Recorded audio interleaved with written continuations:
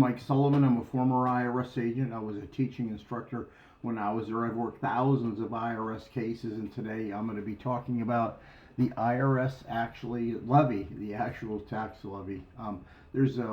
I probably have filed, I don't know, thousands of levies, both 668As, which is the bank or third party levy, or the 668W, which in fact is the wage and garnishment levy. Today I'm going to address right now the 668A and what that is.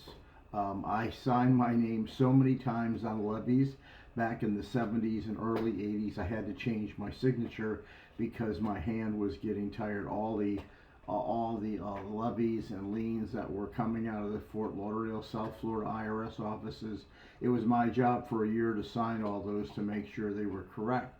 And people really get levy and lien all mixed up. But let me just tell you how fast you can get a levy released. I'm going to talk about the 668A just in this session. The 668A is an immediate immediate garnishment of an asset. Boom. Just like that, IRS can take whatever it's trying to seize. Mostly it's going to a third party. A lot of times it goes to a bank. So what IRS does is, boom, they send that out, and whoever the holder of that has 21 days to sit on that money before they have to. They're required to send that to IRS. So if IRS sends a 66A to your bank, the bank has to sit on that money for 21 days. It's frozen. It should be in like a frozen, there should be a different notation on it.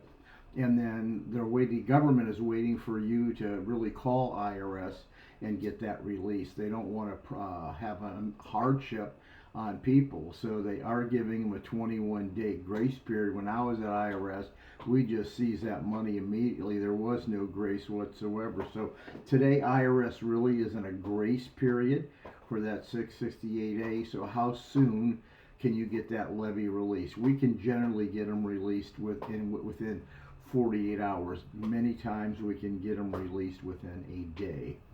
IRS wants certain criteria to get that 66A released. Now, generally, they don't have to, but they're going to want all tax returns filed. Many times, if they sense you're going through a hardship, they can release it. Many times, IRS just wants to get your attention and say, hey, we're here. If you don't do what we want, we're going to take that again.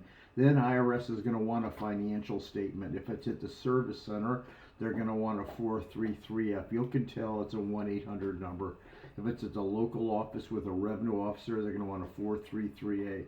I have filled out those financial statements ad nauseum.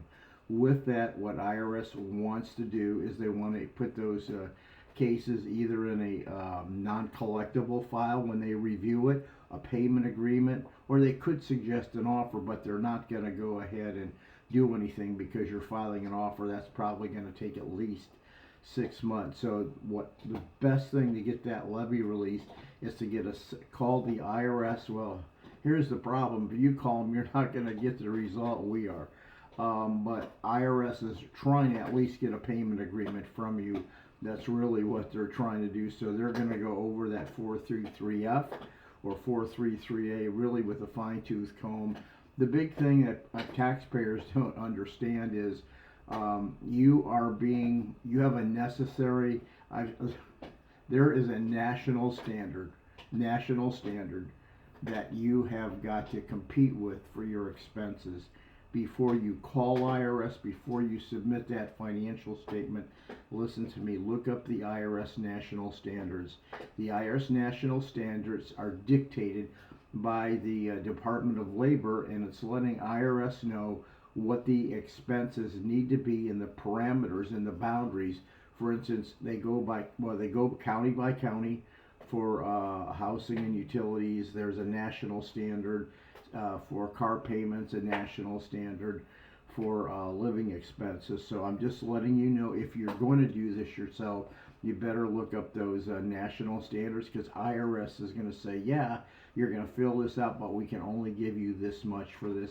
And a lot of times what that does, it creates an overage for you. So you're spending more money than IRS is going to allow, and they're going to want that money back. So let's say you're $600 over the Department of Labor standards, IRS wants that $600 a month. That's why you've got to be very careful in calling IRS. You could wind up with a payment agreement.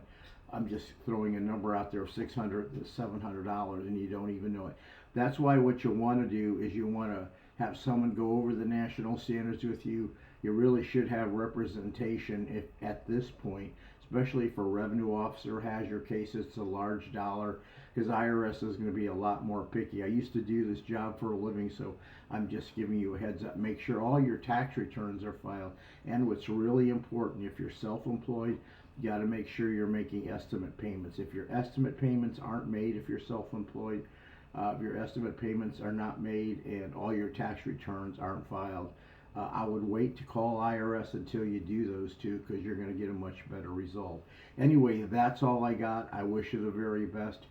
Give me a subscription. I probably know more than most out there. I've been doing this for 53 years, and I know what the hell I'm talking about. I've been on the national news about 10 times. So give me a subscription. You're welcome to leave comments, but yeah, if you need representation, you found a person. Have a good one. Thank you so much. Blessings.